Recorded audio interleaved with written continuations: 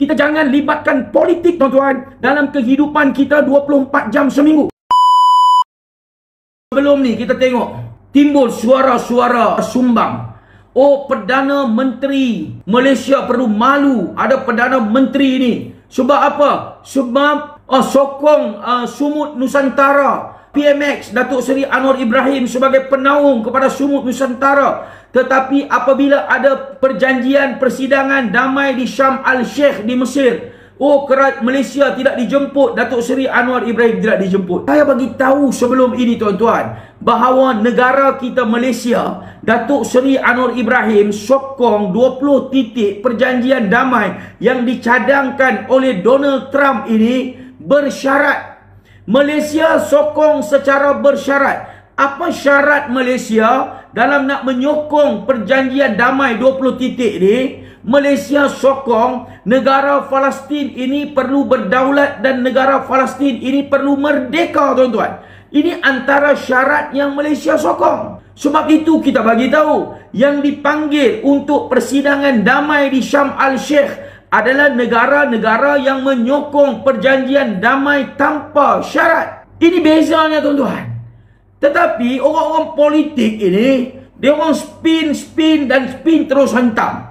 Dia orang nak bagi tahu tentang Sumut, nak orang tunjuk tentang perjanjian. Ini Sumut ini adalah Israel punya. Ini Sumut ini sebenarnya ada agenda, ada sandiwara. Ini semua dia orang buat wayang dan dia orang hantam melibatkan Sumut. Sebab apa? Sebab apa dia orang hantam Sumut Flotilla ni? Sebab apa dia orang hantam Global Sumut Flotilla? Sebab apa dia orang hantam Sumut Nusantara? Sebab kerajaan Malaysia sokong Sumut. Apabila kerajaan Malaysia di bawah Datuk Seri Anwar Ibrahim sokong Sumut, geng-geng politik ini yang tak puas hati ini, yang mempertikaikan bagaimana ini Anwar Ibrahim boleh sokong Sumut. Kenapa dia nak menunggang isu melibatkan Sumut, dan dia orang terus hantam. Sebab apa? Sebab dia orang tak puas hati sebab Perdana Menteri sokong Sumut. Kita nak bagi tahu kerajaan Malaysia sokong Sumut.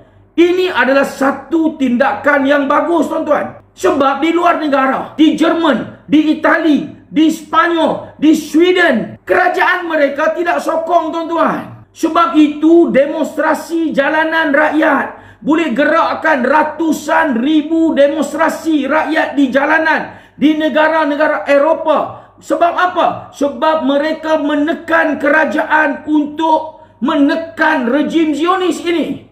Mereka menekan kerajaan untuk kerajaan bersama-sama menyokong rakyat mereka memberikan tekanan kepada rejim Zionis. Tetapi di Malaysia tak berlaku macam tu.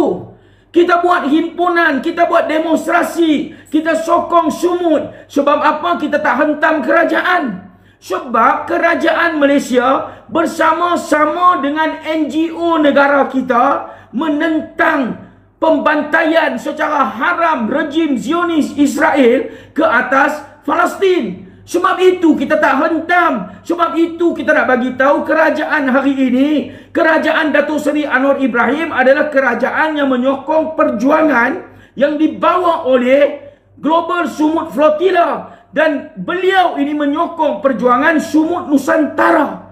Apa ini, tuan-tuan? Ini yang kita nak bagi tahu bezanya. Dan semalam 18 Oktober 2025 ada jemputan, tuan-tuan, kepada Datuk Seri Anwar Ibrahim daripada Presiden Al-Sisi ini.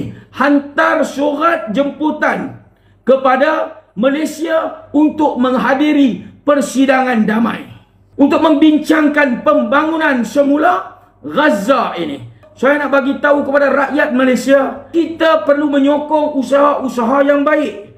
Kita jangan libatkan politik dengan rakyat. Kita jangan libatkan politik, tuan-tuan, dalam kehidupan kita 24 jam seminggu.